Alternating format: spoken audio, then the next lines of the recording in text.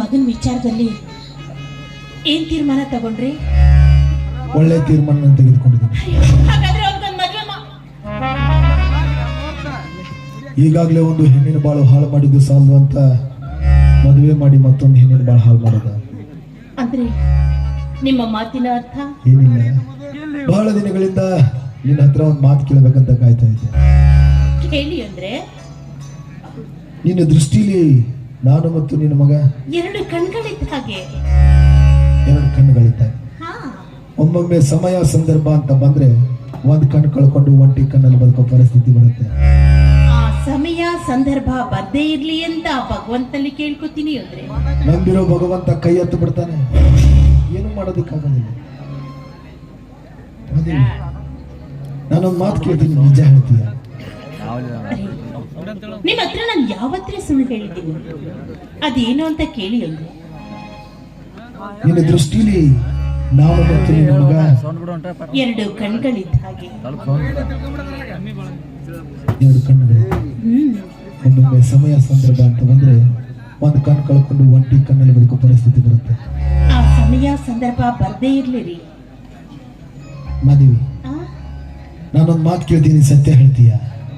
ಹೇಳಿ ಅಂದ್ರೆ ಸತ್ಯ ಹೇಳ್ತೀನಿ ಅಂತ ಮಾತು ಕೊಡು.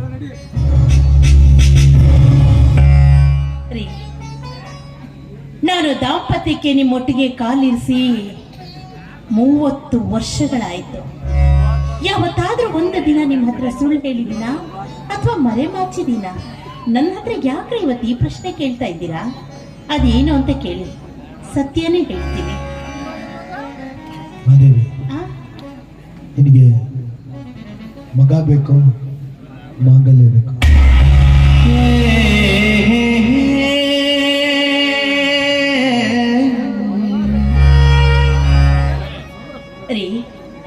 ನೀವು ನನ್ನ ಮಗ ನನ್ನೆರಡು ಕಣ್ಗಳಿದ್ದ ಹಾಗೆ. ಎರಡು ಕಣ್ಣುಗಳಲ್ಲಿ ನಿನಗೆ ಯಾವ ಕಣ್ಣು ಬೇಕು ಅಂತ ಕೇಳಿದ್ರೆ ನಾನು ಏನು ಉತ್ತರ ಹೇಳಿ?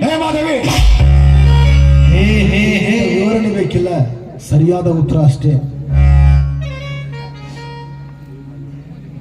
ನಿಮ್ಮ ಸತಿಯ ಸ್ಥಾನದಲ್ಲಿ ನಿಂತು ನಾನು ನಿಮಗೊಂದು ಮಾತು ಹೇಳ್ತೀನಿ. ನನಗೆ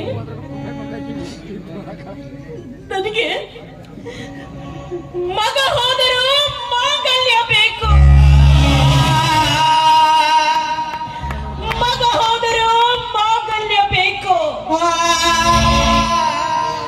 ಮಗ ಹೋದರೂ ಮಾಂಗಲ್ಯ ಬೇಕು. ಮಗ ಹೋದ್ರು ಮಾಂಗಲ್ಯ ಬೇಕು.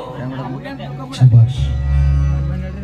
ಮಾದೇವಿ, ದಿನಾಲು ನಿನ್ನ ಮಗನಿಗೆ ಪ್ರೀತಿನ ಬೆರೆಸಿ ಬೆರೆಸಿ ಹಾಲು ಕುಡಿಸ್ತಿದ್ದೆ ಅಲ್ವಾ ಇಷ್ಟು ದಿವಸ? ಆದ್ರೆ ಈ ದಿವಸ ಇದನ್ನ ಬೆರೆಸಿ ಕುಡಿಸೋದು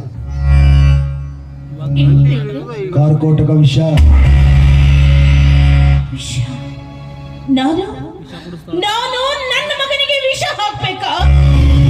ಇಲ್ಲ ಇಲ್ಲ, ಇದು ನನ್ನಿಂದ ಸಾಧ್ಯವಿಲ್ಲ. 9 ತಿಂಗಳು ಹೊತ್ತು ಹೆತ್ತು ಸಾಕಿ ಸಲಹಿದ ನನ್ನ ಕತ್ತನಿಗೆ ನಾನೇ ನನ್ನ ಕೈಯೊರೆ ವಿಷ ಹಾಕ್ಬೇಕಾ? ಇದು ನನ್ನಿಂದ ಸಾಧ್ಯವಿಲ್ಲ ಅಂದ್ರೆ ಸಾಧ್ಯವಿಲ್ಲ. ಹೌದಲ್ವಾ? ಹೆತ್ತ ತಾಯಿ ತನ್ನ ಮಗನಿಗೆ ವಿಷ ಹಾಕೋದಿಕ್ಕಾಗಲ್ವಲ್ಲ? ಹಾಗಾದ್ರೆ ಕಟ್ಟಿಕೊಂಡಿರೋ ಗಂಡನಿಗಾದ್ರೂ ಹಾಕಬಹುದಲ್ಲ? ಒತ್ತಾಯ ಇಲ್ಲ, ಎರಡರಲ್ಲಿ ಒಂದಂತೂ ಆಗ್ಲೇಬೇಕು. ನೀನೇ ನಿನ್ನ ಕೈಯಾರ ವಿಷನ ಹಾಕೋದಿದ್ರೆ ತೆಗೆದುಕೋ, ಆ ನಿನ್ನ ಕಟುಕ ಮಗನ ಹೊಟ್ಟೆ ಸೇರಲಿ. ಇಲ್ಲ ಅಂದ್ರೆ ನನ್ನ ಹತ್ರನೇ ಇರಲಿ, ನನ್ನ ಹೊಟ್ಟೆ ಸೇರುತ್ತೆ. ಆಯ್ಕೆ ನಿನಗೆ ಬಿಟ್ಟದ್ದು.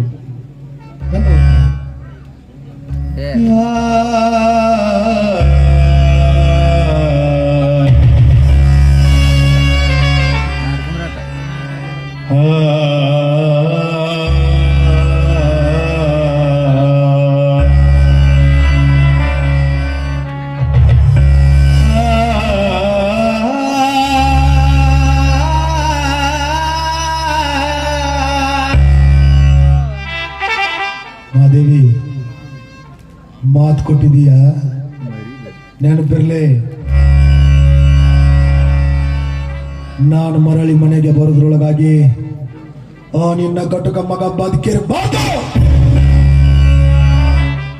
ಒಂದ್ ವೇಳೆ ಬದುಕಿದ್ದೆ ಆದ್ರೆ ಈ ನಿನ್ನ ಬೆಟ್ಟ ಬದುಕಿರೋದಿಲ್ಲ.